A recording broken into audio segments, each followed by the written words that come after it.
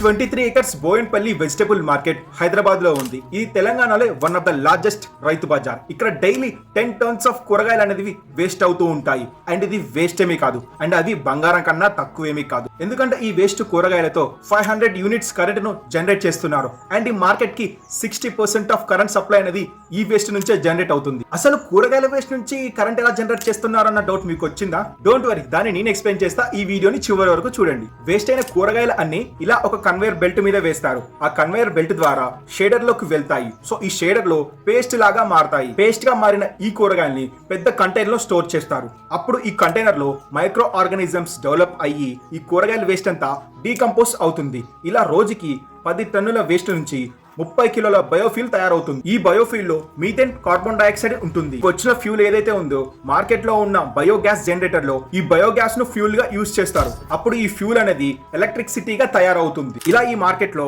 100 street lights, 170 stalls, ఈ market లో ఉన్న వాటర్ మోటార్స్ అన్నిటికీ పవర్ సప్లై అనేది అవుతుంది. ఇలా బోయన్పల్లి మార్కెట్ అనేది వెజిటేబుల్ నుంచి కరెంట్ అనేది ఉత్పత్తి చేసి దేశంలోనే one of the best vegetable market గా పేరు పొంది ఎన్నో అవార్డులు అయితే తెచ్చుకుంది.